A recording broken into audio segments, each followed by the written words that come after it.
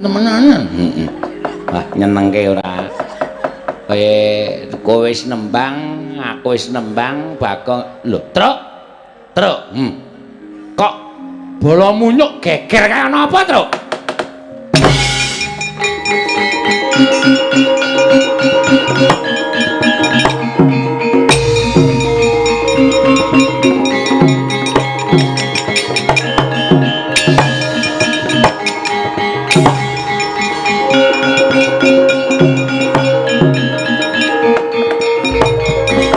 Redo mangawur-awur wurahan dengarane ngajurit gong makuru gongso tetekaya butulawar pandriting turanggo esti iki rak kapi gembel ta iki kapi gembel kapi mendo ta Tru ngeneng apa kapi mendo iki lho ra ngaturaken ketiwasan melajar saking rombonganipun para wadyabala wanara tanpa sangkan panganipun kula boten mangertos ingkang dados jalaranipun kathah para wanara ingkang sami pejah kasulayah tatu mapan wonten ing jangga kula semanggaken wala tilahi Tru yo Gong yo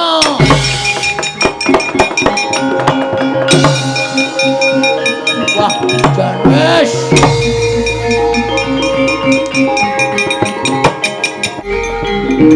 gandak blagunduk suaru gembal Sumarante hawala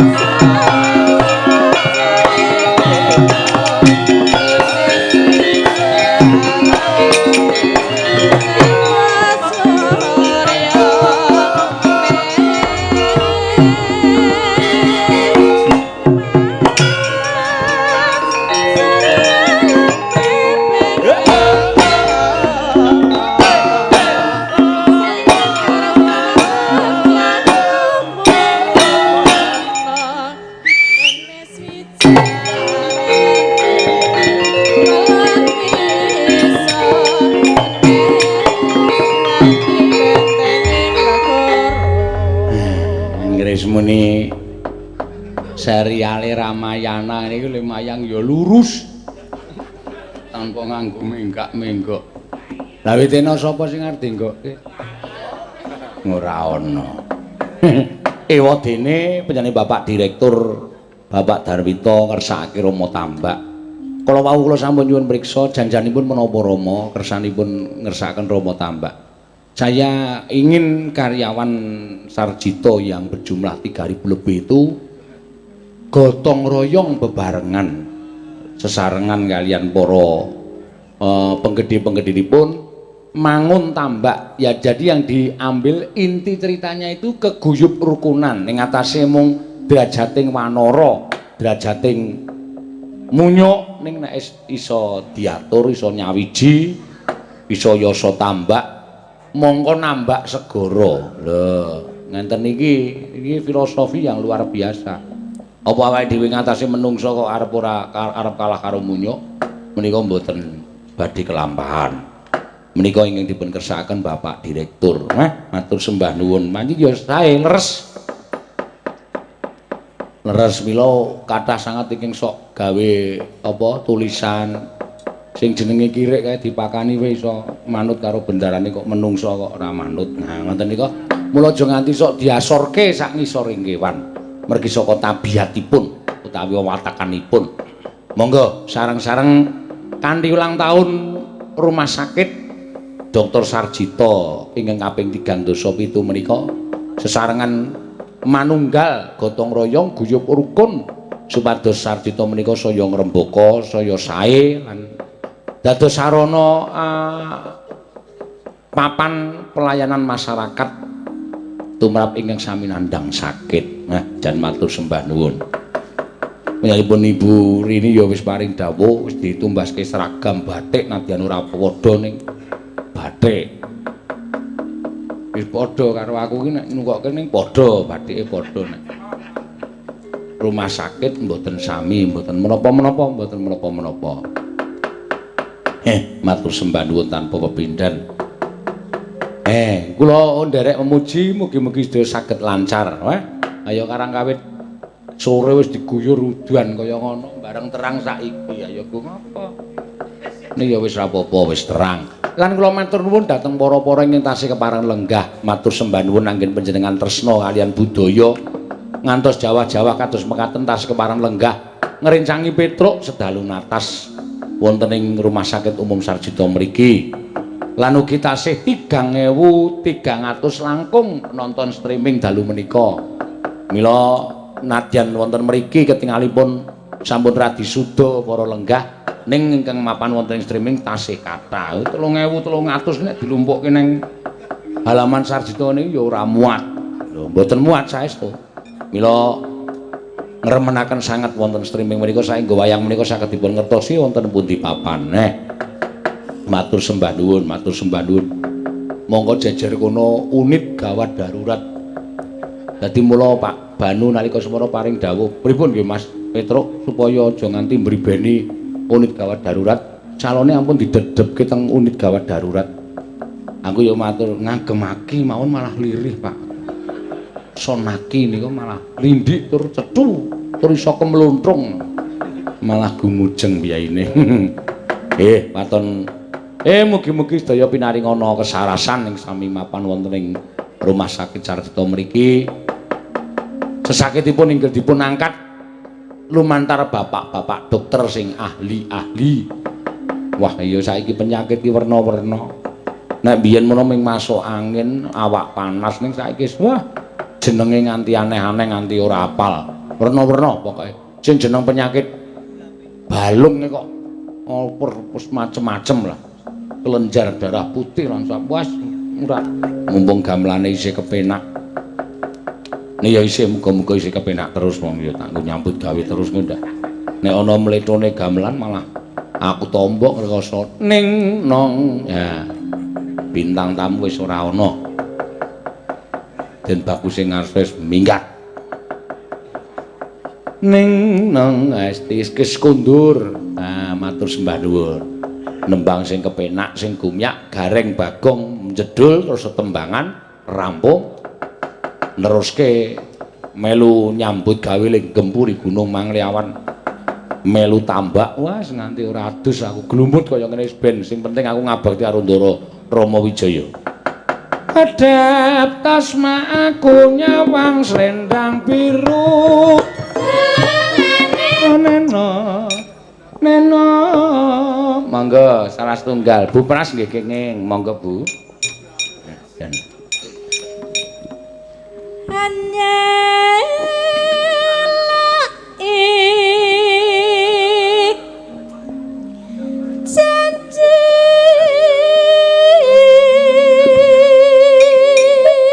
agan yo ana saiki nang kene yo rawuh kok ora ganti kostum.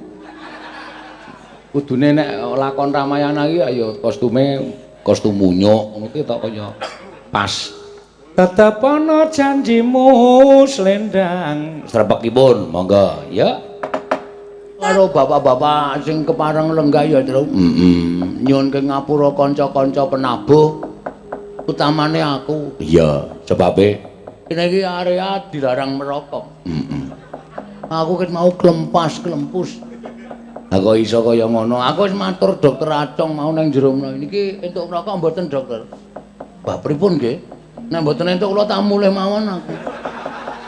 Aku niku nek mikir nek ora udut uteke buntel e. Mboten napa-napa. Sampeyan khusus mboten napa-napa. Ha kanca-kanca nggih pun sak wiyagane mboten napa-napa.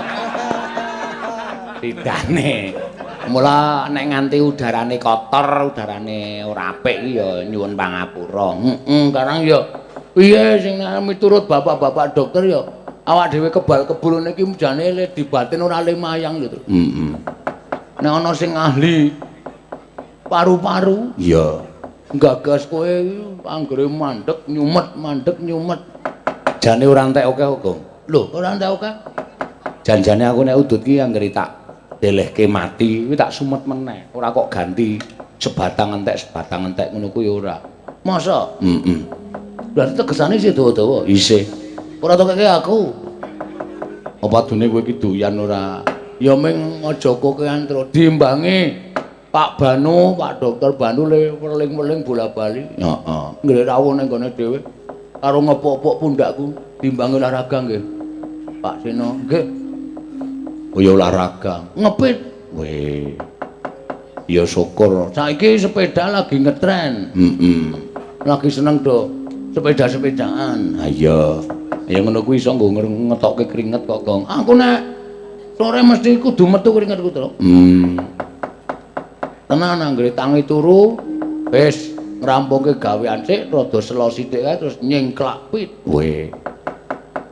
Ning ya mira tekan ngendi-endi karang pitku pit mandeg kae waton karo nonton TV gendut banter kringete brol. Wah, napase gos-gosan kae terus leren, tengok adus terus dandan Jawa. Ngemis. Wo. Nyambut gawe. Heeh. Ngono kuwi jenenge sehat. Ngono lho. Esuk nek kala mangsa wong ki rak ya ora ngerti to, Gong. Ha iya, lara karo ora ki rak paringane Gusti.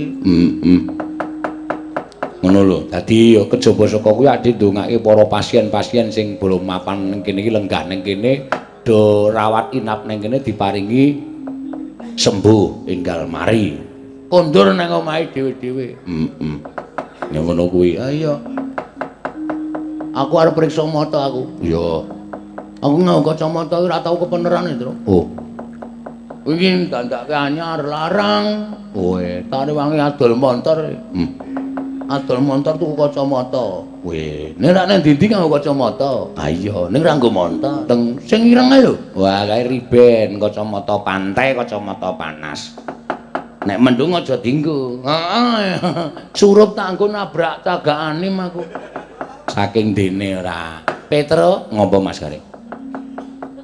Nang kene ora ming dikono ngomong-ngomong. Ayo tetembangan sing kepenak. Sindene ya digunakake, kanca-kanca penabuh ya digunakake. Ya manut karo kowe. Ha iya. Sapa sing ngurung nyuwara? Mau Mbak Orisa wis, Lisa wis. Tatin karo Agnes. Ya. Tatin karo Agnes digawe nyuwara. Ya. Sirahe didu. Engko rak mak kluthak. Nek gagare tak piye? Ayo mlebu gede ngene cedhak rumah sakit kok. Rasa sumelang. Ku gede jan wedi aku ki nek karo suntik gilane ngapa ya terus sebabe terus. Ayo ku jenenge fobia. Jenenge fobia. Tenan aku wis tuwa kaya ngene anggere muni priksa, dokter nyekel suntik ngono ku wis wah. Bokongku terus tak kencengke. To. Mbok piye semene iki mesti tau nyoba, mbok totokan ya. Iya. Anggris mengkurep terus seri alkohol anyep kae terus bokonge kenceng. Karo dokter cabek. Biasa mawon. Heeh ya, mbok ya. Kowe langsung dileboki kabeh bles ngono kuwi nek cara rumah sakit. Ning aku tau nemoni mbiyen dokter sepuh lengganane bapak. Oh. Omahe kono kae Jalan Mangunsar karo Dokter Paimin jeneng. Kuwi nek nyontek kaya dimane-mane kae lho. Ha piye? Dome iki mung mlebu sithik lho. Nyut. Dadi lorone jamak-jamak kae. Oh, mulane aku seprene iki gila nek karo suntik. Ya ora. Kuwi jenenge teknike dhewe-dhewe. Beda nek karo sing dokter ahli ae wis blus nyut rampung. Dadi mung jarem tok. Nah mbiyen ki mantri-mantri kae mung dome nek pucuke tok kae. Lah iya karang ya iki mau kowe ngerti ta sore mau dokter Acong mau ahli mata. Matane sapa? Matane dokter Acong. Senengane ora ahli mata ki tukang utek-utek mata. Mbiyen suwargi Mas Gareng Rakasiwi almarhum. Kae sing goleke kornea ya dokter Acong. Dokter Acong tindak ning Hong Kong, Mas Gareng pas ora ana. Wo. Lho, mata ya ana bang lho, Truk. Ana bang mata lho. Weh. Neng kono ya ana bang mata luwih negeri. Dadi nek arep tuku kornea mata kuwi masuk bang mata. Weh. Kuwi bungane pira kuwi bang mata kuwi? Ora ana bungane kuwi tuku organ tubuh mripat kok ya. Wo, ngono to? Ginjalmu arep diganti iso. Lho, ngono. Nek manut aku ginjelmu ki gantinen pompa banyu. Wah, kuwi wis awete ra jamak-jamak. Engko selange ditokke sampingne anggere kira-kira reget tancepke listrik tek. Nah, resik kabeh. Nah, manut aku reng utekmu gantinan aspal. Ayo wis senengane wong sing jeneng ginjel kon ganti pompa banyu, mula uteke kon ganti aspal. Wis kuwi sing ora gagar otak.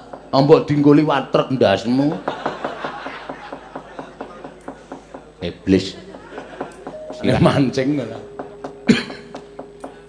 Kali opak dadal swidak blumbang tro. Wong, apa iya? Wis sing crita mburiku iki. Mula bali gasik didane entuk sandal.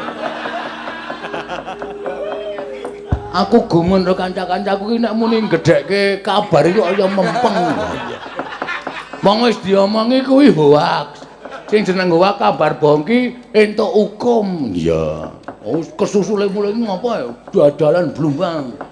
Swidak blumbang. Grameh kabeh. Mulai kancane lagi magdang iki dhek wis mulai sik nganggo mantel. Bareng sorene takoni entuk ora, Nduk? Entuk sandal. Ha swidak blumbang iki sing dadal apa? Akuarium. Oh, nggak kira nek blumbang ora. Yo, apa Mbak Akes nembang apa? Oh lagi goleki kok ket mau digoleki. Di olah-alik. Nah iya.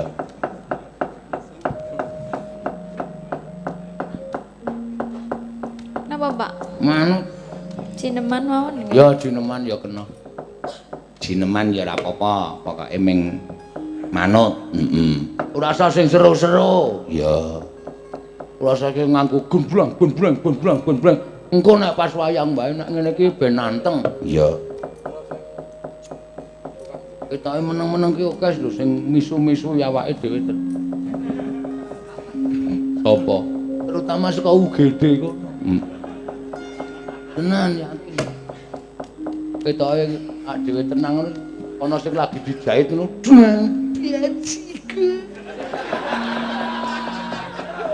Krasa kok terus. Nggo mbayar dalang pengrawit sound system panggung tenda ra krasa. Iya. Tur tak pikir-pikir nanggap aku ki buk. Lho. Aku buk.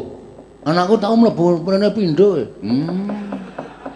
Lara apa, Gong? Nganu demam berdarah. Oh, karo omah. Mondok ning nggon anak-anak kon. Ya wis ngono kuwi jenenge nyatane ya mari kuwi tegese wis diparingi mari karo para bapak-bapak dokter, ibu-ibu dokter ya ora apa-apa. Mulane saiki genti dong bayar aku. Ah iya. Wah, apa? Ngono kok banggane ora jamak-jamak. Iya. Sing disuwun sehat. Sehat ki larang. Jantung kuwi saklare wong urip. Iya. Mati saklare ngrekoso. Mula ana jantung terpadu nang kene. Ah iya.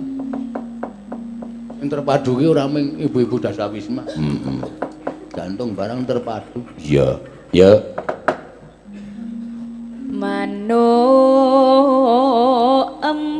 Urung. Oh iya. Nano neno. Manuk. Saiki genti kowe tru gek ceket-ceket. Iya, wektune ngoyak. Iki ora kena gladrah sak penake dhewe. Ya. Aku tak nyuwun pambiyantune Mbak Tatin men rata. Ha iya diratani.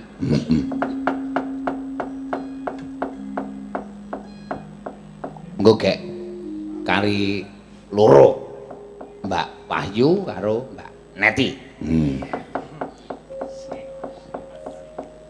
Iki napa melih, Pak? Manut, tak manut kowe apa? Ora rasa ngarani Mbak Tatin monggo kersanipun menapa? Nggih. Badhe ngaturaken menapa? Iya. Langgam nggih, Pak. Langgam ya kena. Langgam apa? Slendro napa pelok? Slendro. Slendro ya apik. Iya. Rengu, Pak. Hah? Rengu. Rengu. Wah, jan pas. Iya. Aja sing gedhombengan lho, Reng. Ora iki aku ya tepo-tepo kok ya, Truk. perasaane ya kaya ora tekan kae. Kowe gak ide aku tanggung apa itu? Kowe gak ide aku tanggung apa ya? Ya men kowe ora omong-omong jebul malah masa mayang kaya ning tengah-tengah danau. Ah ya wis ora apa-apa ya nyatane ya kersane ngono kok jan gayeng kae.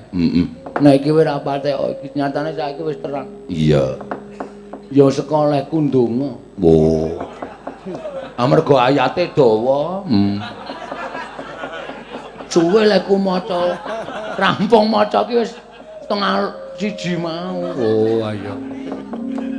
Saking dawane doa menolak hujan kuwi. Coba ya. Mangga. Sajake ribu-ribu ya. Saiki wis duwe penari latar dhewe. Ya saking dene tresnane kaya ora udan-udan direwangi tekan kene lho. Lho kuwi wong do genep to, Tru. Ya. Ning mbok menawa saking senenge karo budaya sing jeneng ngono kuwi iki iso. Lah aku sing darani terapi gending ki ya ngono kuwi karo dijogeti alon-alon padha karo olahraga. Ha iya. Barang terapi ki saiki werna-werna ana terapi musik, kaya terapi apa jenenge iki udara. Ah werna-werna terapi, Pak. Cemplungan nang blok dicokoti nggon cekik. Ngono kan jane efeke apa ta, Tru? Ah ya aku dhewe ora ngerti takon piyai-piyai sing padha prisa kuwi. Kancaku ana terapi, Pak kuwi sikile maune gudiken werna-werna kae dadi ilang. Oh, ale terapi nang ndi? Nang Amazon. Lho. Pangan piranha sikile ilang kabeh. Dengkulmu mlacat. Amazon ora. Wis senengane omong kok waton. Ayo, Elisa we ngesahke sa. Ora tunyu kowe. Penak tengok-tengok ora. Iya. Kowe sing ngersake Pak Direktur lho. Iya, mergo nonton laptop lho. Laptop iso apa? YouTube. Dadi laptop. Oh iya. Iya. Iya. Arep nembang apa meneh, Sa? Kowe mau arep ngomong apa ditabraki karo Den Bakuse? Iya. Jane akeh. Bocah iki wis takon sinau ket mau sore tak kandhani sinau tentang rumah sakit Sarjito mergo kuwi siap Pak ngono kuwi. Mbok wis sinau apa? Telepon Mas Bagong. Niki kula ten mriki mawon to. Rasah medun kowe. Mboten sah. Rasah nang kono wae wis apik nang kono. Tengok ngono kuwi malah demes. Yang namanya wanita Jawa. Ya ora kuwi mung titahe kok. Udan ya wis udan ditampa panane. Ya rezeki semoga ning nek ana sing iso nolak-nolak ngono kae iki sadurunge mendung. Oh. Sadurunge mendung ditolak. Mula nek musim hujan niki pawang udan ora payu. Mergane udan terus. Ha iya kadang kala ana sing ana. Kok dilalah mau bengi malah ora udan terang benderang. Ya panas malah. Malah Bali wayangan terus banget. Ya kadang kala ana sing iso ana sing kapercayan. Ning ya nganu lho, Truk. Rama Tambak iki ya nggawa kapercayan lho. Kok nggawa kapercayan? Aku wis matur, lho, lakone Rama Tambak. Waduh, udan iki. Kok ngono ya? Jane aku ora tek percaya ning gandeng tak praktekke anggere muni lakon kuwi udan. Pisan ji aku nglakokke Rama Tambak ora udan. Ning ndi? Ning Gambiran, lumayan ning dhuwur kali Gajah Uwong. Oh. Dadi kali kae dhuwure digawe panggung. Mula ora udan mergo ngisore wis kokean banyu. Ha iya. Ngono ya. Ya ora apa-apa kuwi gugun kepercayaan. Nek ora udan ya ora udan. Heeh, ya. Ngatur ke apa sih? Ya ora apa-apa karang ya men gumyak kok. Gumyak manyan ya gumyak temenan. Wah, nyenengke ora. Kowe wis nembang, aku wis nembang, Bagong. Lho, Truk. Kok bola munyuk geger kaya apa, Truk?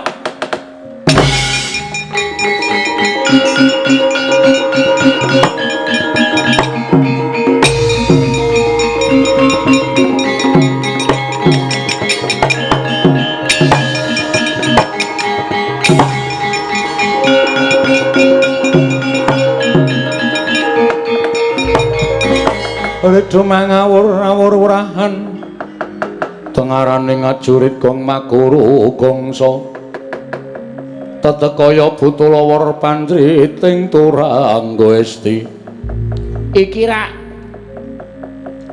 kapi gembel ta iki kapi gembel kapi mendo ta to ngene ngapa kapi mendro iki lho ra ngaturaken ketiwasan melajar saking rombonganipun para wadyabala wanara tanpa sangkan panganipun kula boten mangertos ingkang dados jalaranipun kathah para wanara ingkang sami pejah kasulayah tatu mapan wonten ing jangga kula semanggaken wala tilahi tro yo gong yo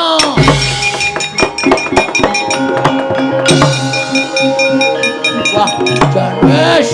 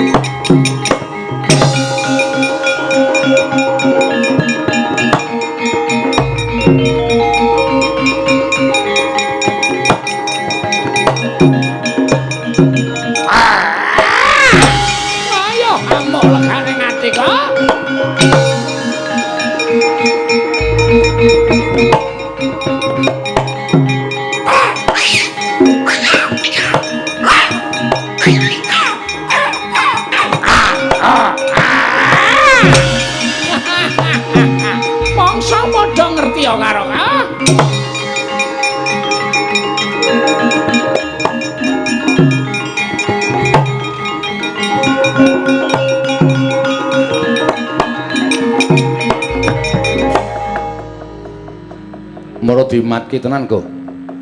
Kok munyuk kok bareng ora ana apa-apa kok klumbruk, ora ana apa-apa kok klumbruk. Monggo nek dicawang munyuk kabeh lho, Tru. Ha iya. Engko dadi engko gek kena wabah. Lho.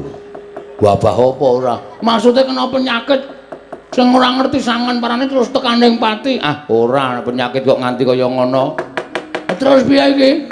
Munyuk-munyuk kae gotongen gong.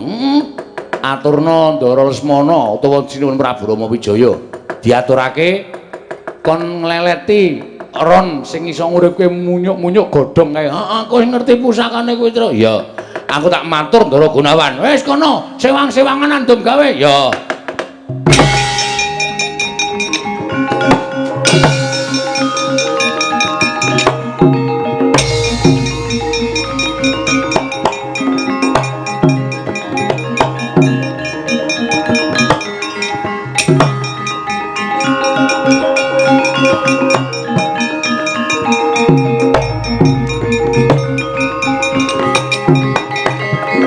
Bumi kuncing langit kelap-kelap katon lurkin sanging risang mawe gandrung sabaran katulu wukir muyak mayik Ki Lurah Petro nggih wonten menapa Ki Lurah matur Ndara Gunawan tambak meh kemawon dados namung terus kedhi mangke sampun paripurna niki pun iso dienggo nyabrang Ndara Rama Wijaya Sinuwun Rama Ndara Lesmana lan sedaya para wadyabala wanara inggih lajeng dumadakan boten kanthi kanyono-nyono aneh Ndara aneh peranganipun rombonganipun wanara boten wonten menapa-menapa kok padha pating klumbruk sami seda wonten ingkang katriwandan wonten ingkang seda mongko nyatanipun aturipun kapimindha tatu mapan wonten ing jangga kowe lah dalah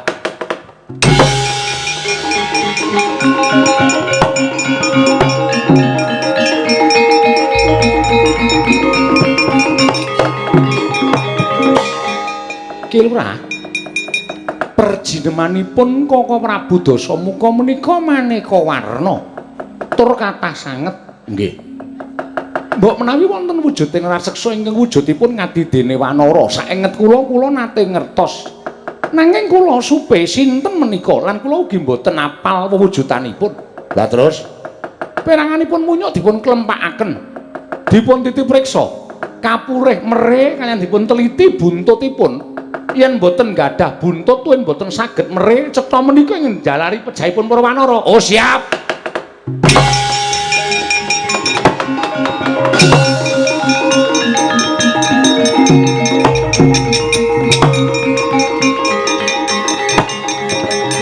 kumpul.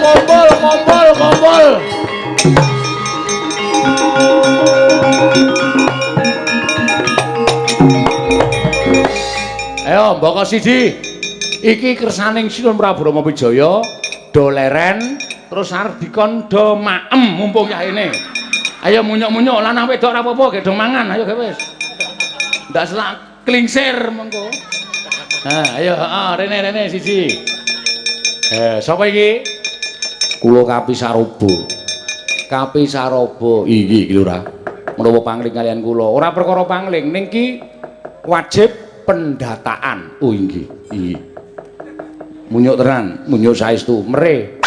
Nah, buntut menika. Masuk. Inggih. Oh, Kapi Mendo, dus gembel. Hus. Kowe Bagong karo mere. Wah, banter iki. Buntut. Nah, masuk munyuk tenan.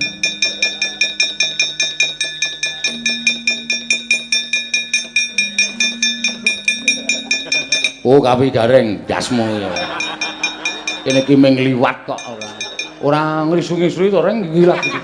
Pendataan kok tenanangan. Munyuk inggih kula Wanara. Ndase celeng iku. Iso njadel kowe? Mboten. Ha kok ndase celeng? Kula engkap dipun Kapi Wraha. Oh iya Ndeng, Kapi Wraha. Inggih. Mere. Wah, apa? Buntut. Kok tangane selen? Inggih, menika pasangan enggal. Nembe dipun gip. Wah, retak inggih. Ngoten nggih.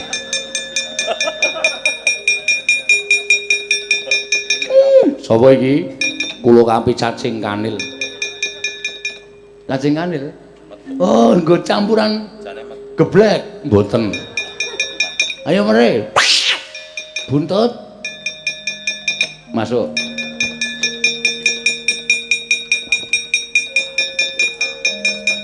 Sapa iki? Kula Kapi. Kapi sapa? Kapiran. Oh, jeneng Kapiran ya. Wis munyoki pirang-pirang ya, Tru. Beker. Mere kaya suarane munyuk. Gong. Iki kok ora beker kok nglokor. Beker kaya munyuk. Buntut. Wus. Buntut kok ning ngarep tur cendhek. Udu munyuk kowe. Udu munyuk iki terus janda wae. Janda wae kok. Waduh.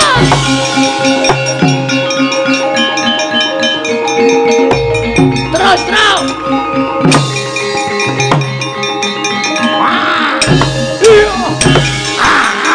Gong.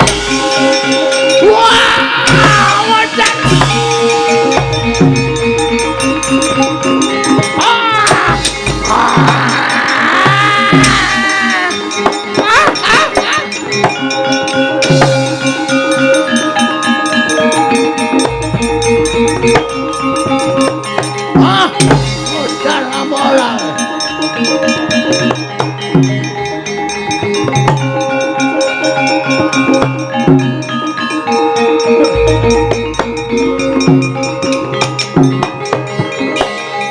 Lurah Bagong menika panjalmaning satru nggih anu nggih niki sinuk nganu Raden niki sing dikon mbreker kok nglokor. Tru? Piye kowe kecokot piye? Ora apa-apa ya ming perih. Contek sing ngono? Emoh. Iki akeh dokter lho, emoh ngono. Lontek kok malah lara malah ngrekoso. Aduh mati aku. Sinten den? Ki Lurah Petruk menika perjinamanipun Koko Prabu Dasamuka. Menawi boten klentu menika naminipun Nanggi Serana. Menika klebet bojonipun inggih menika pun Dewi Sarpakenaka. Weh lah. Wujude kaya munyuk ngoten kok. Lah inggih. Ayo tangi sar. Aduh Raden, kula nyuwun pengayoman Raden, kula nyuwun pengayoman. Petro ana apa Panakawan? Wah, sinuwun.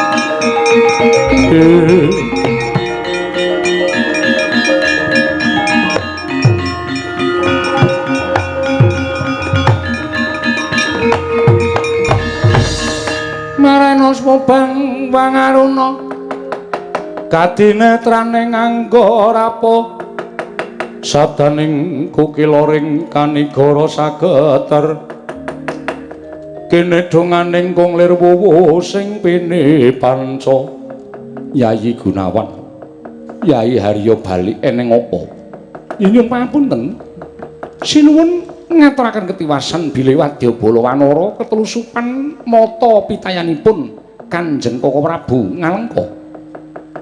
Sapa menika perjeneman ingkang namipun Anggisrana? Wah inggih sinuwun kula dipun utus supados damel pejahipun para Wadyabala Wanara. Nanging gandeng saking pinteripun para Panakawan mila kula lajeng kepanggih lan para Panakawan kula dipun rangket sinuwun kula nyuwun panggesangan. Kula nyuwun panggesangan sinuwun.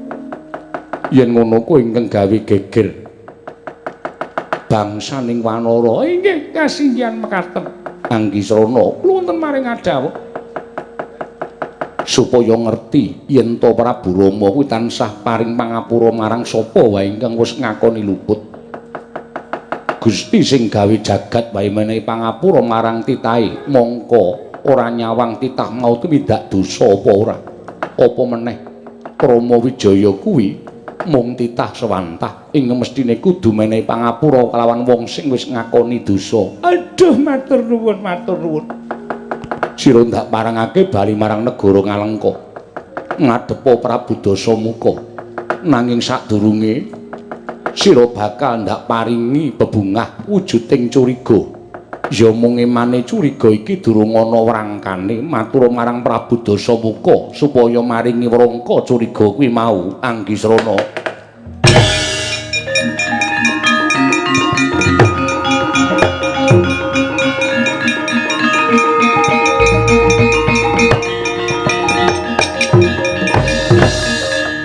Kejaba curiga iki wujude sandangan ingkang apik lan becik.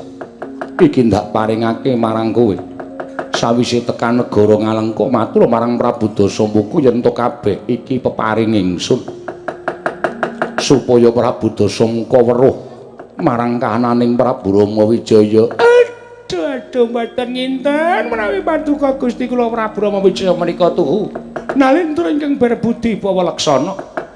Nadyan kula sampun tandang kalematane wadene menawi kula nyuwun pangapunten dipun paringi pangapunten dhateng paduka Sang Sri Rama Wijaya. Ngaturaken panuwun sinuwun, ngaturaken panuwun kula nyuwun pamit wangsul dhateng negari Ngalengka. Sing ati-ati aja kaya bocah cilik Anggisrana.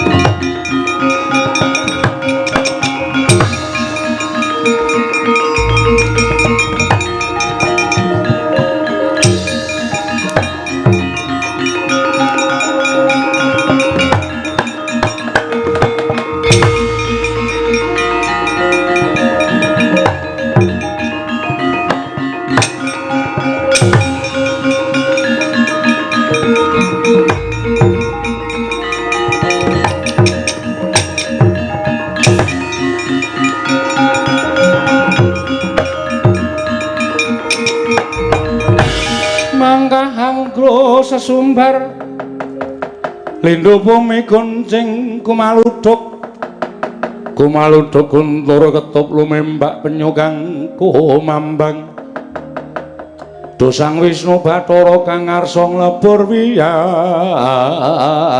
ilatal Sarpakenaka ana dawuh mapa Kakang nggonmu ngutus kelawan Anggi Srana lan Yuyu Rumpung supaya ndadal tambak. Apa kira-kira bisa kelakon lan kasembadan? Tobat aja ngiyas marang bojoku Anggi Srana apa dene Yuyu Rumpung lho Kakang. Nadyan wujude namung abdi perjineman nanging digdaya sekti kalintang jayaning merak.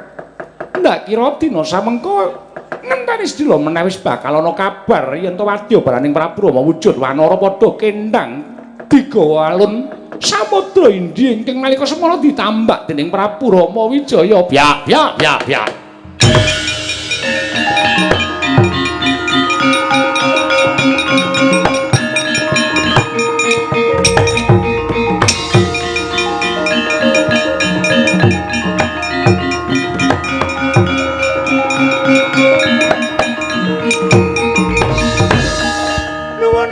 Sang Kalimantabe tinebene ngiladune dumawahi tawang tuwang. Kula ingkang sowan sinuwun. Anggi Srana. Inggih kasinggihan mekaten. Kowe dikongkon supaya gawe pati ning para wadyabala wre. Lah kok dadi kowe malah swanana negara ngantuk iki wigatine? Nyuwun pangapunten kemarin kula badhe anjlentrehaken lampahan ingkang sampun kelampah. Nalika semanten kula saged nusup wonten barisanipun para wadyabala wanara.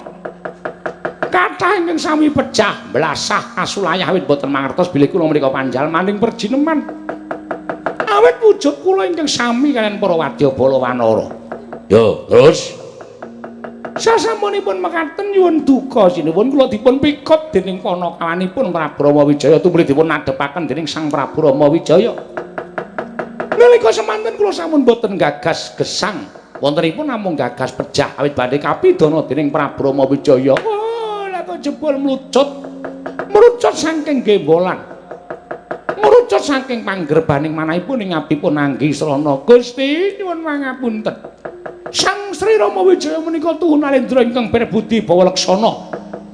Nalendra ingkang tansah paring pangapunten dhateng sesaminipun mongko boten mawas menika mengsah menapa menika sederek menapa menika kadang kadeyan menawi saestu sampun lenggana ing kalepatan badhe dipun apunten sedaya kalepatanipun. Dalah kula menika nembe sepisan menika lho ngawuring-ali wonten ratu ingkang kados mekaten pambeganipun. Malah samangke kula dipun paringi wujudipun pusaka, wujud curiga kalih sandangan ingkang kathah sanget mapan wonten ing Gendhaga. Ngendikanipun Prabu Rama Wijaya supados samangke menika curiga menika kula aturaken dhateng Paduka Gusti Rasarata Prabu Rahwana samangke mugi keparenga paduka maringi wujudipun mrangka kagem curiga menika kala wau sinuwun.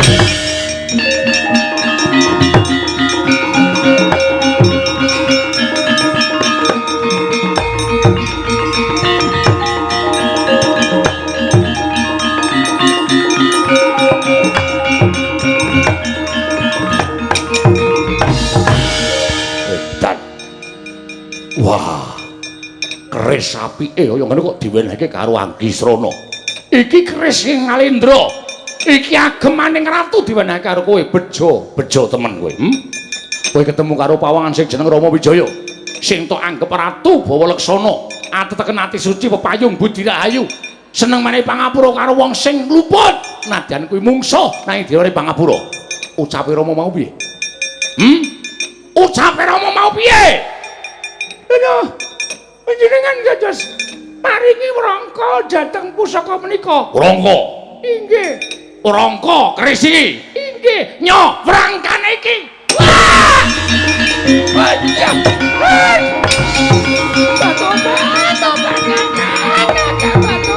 Iki bojoku, Kakang.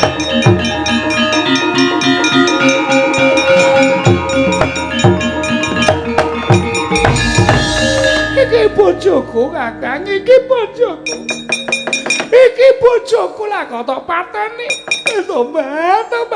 Anggi Srana, kowe tekaning mati Anggi Srana. Kakang mentala timen kowe karo bojoku Anggi Srana. Sarpana. Sarpana kok. Ana dawuhmu apa, Kakang? Menungso ora melek mripate. Menungso ora weruh karo kabejane menungso iki Anggi Srana iki. kauripe ning negara Ngalengka pirang-pirang puluh taun bareng gerang ngalempono karo Rama Wijaya. Anggep dosa muka iki kalah moncer karo Rama Wijaya. Sapa sing ngalem karo Rama Wijaya tak tugel gune nang kene. Ayo singkirke. Singkirke. Ora singkir tak obong nang kene kuandane Anggisana tobat.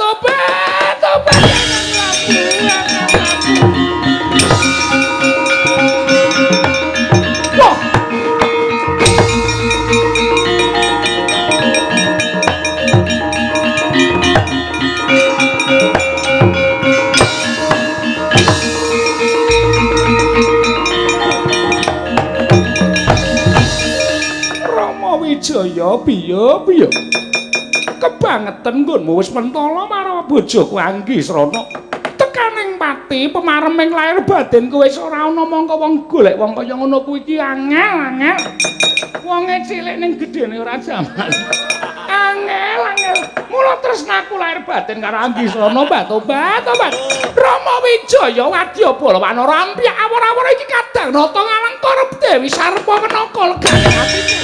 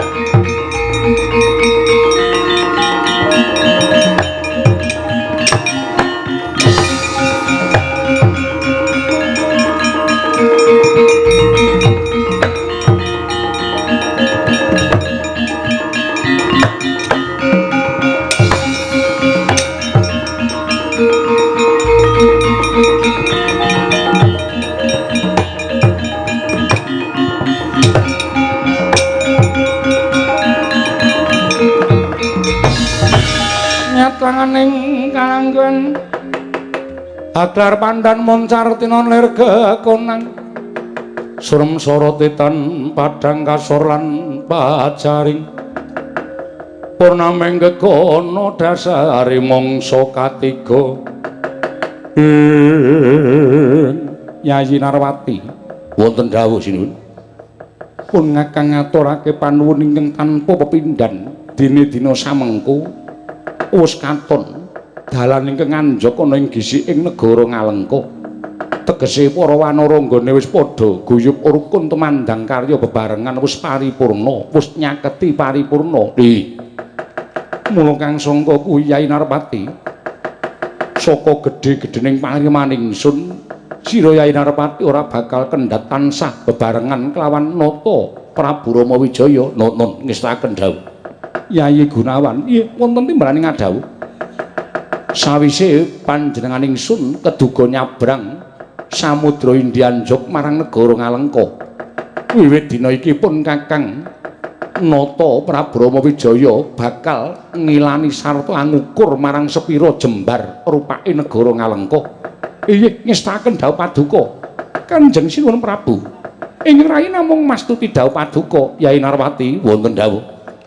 Tetapno para wadya bala wreja ingkang cicir ayuh padha nyabrang telenging tambak ingkang wis dadi diwangun dening para wanara ngestaken dawuh pyak.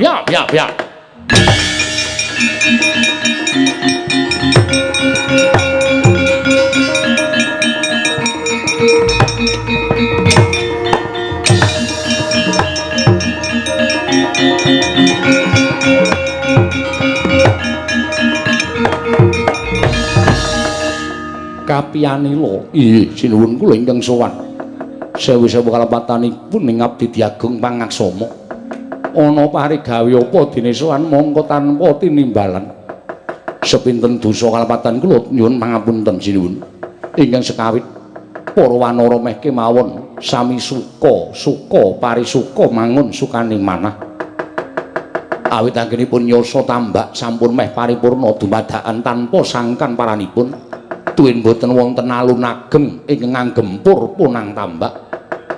Lah kok teko tambak ambrol mboko sekedhik. Anjalari kathah ingkang samya kapracundang tuwin kapitunan diweji mekaten mengkaturipun ingkang abdipun Jayanila.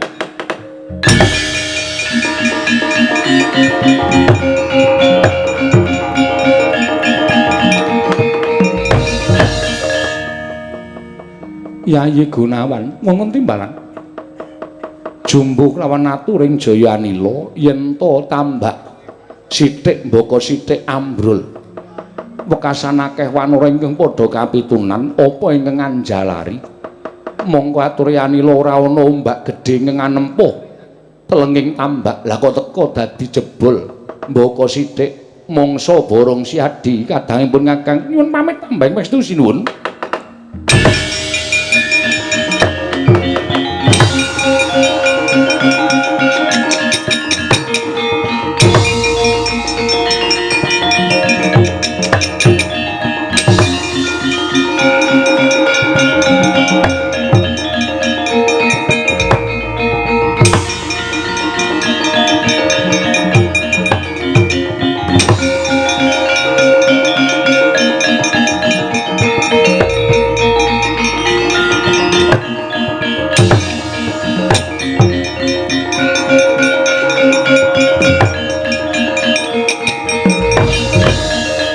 Lurah Petro wonten Jawa Raden. Kula nyuwun Lurah Petro mbantu kaliyan ingkang abdipun Gunawan. Panjenengan bendara kula. Inggih. Samangke sampun ngantos dipun rembak perkawis bendara kaliyan abdi ing mriki namung sesarengan nyambut damel. Oh nggih, kersanipun. Peranganipun wanara ingkang buntutipun paling dawa piyambak menika sinten? Dawa Gong. Apa? Bagi krungu ora kowe? Perangan wanara sing buntute paling dawa dhewe sapa? Loro. Oh. Sapa? Santosa Robara. Wanara. Wah, krungu kuwi yoga. Wanara to wanara. Sapa ya, Tru? Aku dhewe ora anu kok, kelingan aku. Sapa? Cacing pita. Cacing kanil sing cacing kanil. Mbok menawa Ndara Gunawan cocok kon rene, Gong. Ya, golekane nyolongi kacang kae. Heeh.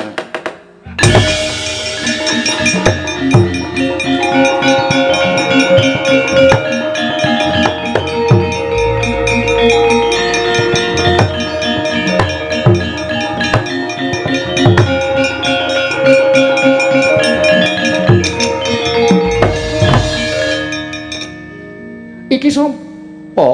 Kula ngabdipun Cacing Kanil, Raden. Oh menika Cacing Kanil ora Petro. Heeh.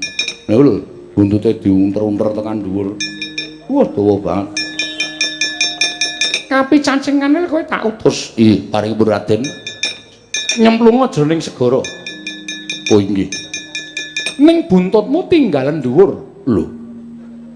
Menapa buntutipun kedadipun kethok? Ora, tegese pucuk ing buntutmu tinggalan tambak men ditunggu ki Lurah Petro. Oh ngaten. Mengko yen jero dasaring segara kuwi eneng apa-apa tegese ana perjimenaning Prabu Dasamuka. Buntutmu obahna perjineman sing ning jero banyu cekelen ganen munggah. Ngaten sinu.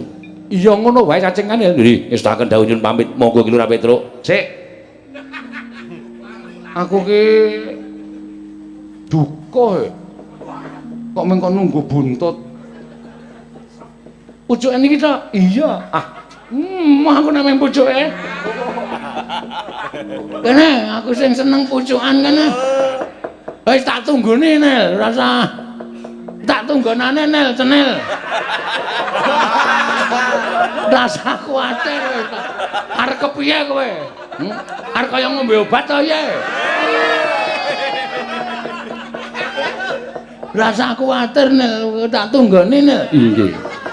Arep napa? Slulup ta kowe? Nggih. Tak tunggone nang dhuwur. Pokoke pucukamu tak goceki. Nggih, nggih. Wis tak ayo mangan yo, monggo.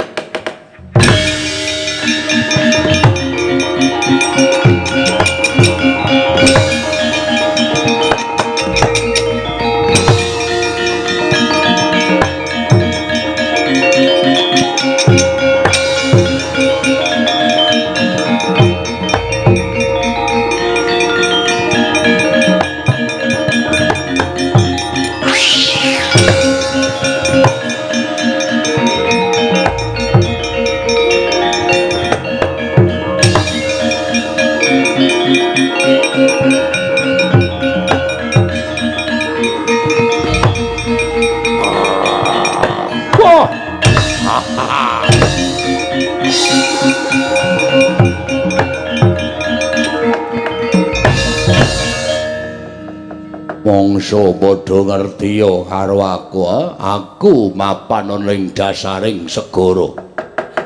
Tambak dadali saka ngisor dhuwur jugruk ora ngerti yen to kabeh mau pokal gawe ku. Jebolane tambak ya.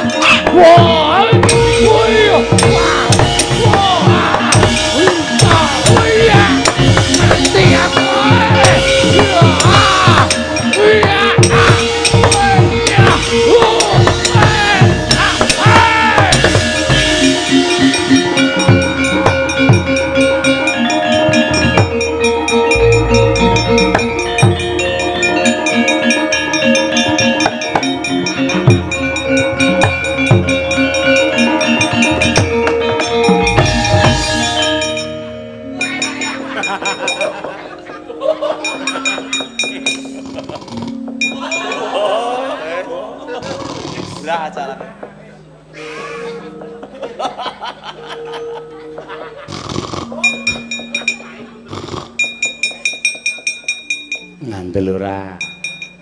Cah ngene asline wis sayah ning dipeksa ya ngene iki. Gong. Gong. Gong. Buntute cacingane wis obah-obah kaya ngene, Gong. Gek diangkat munggah tarik karo wong loro. Wis.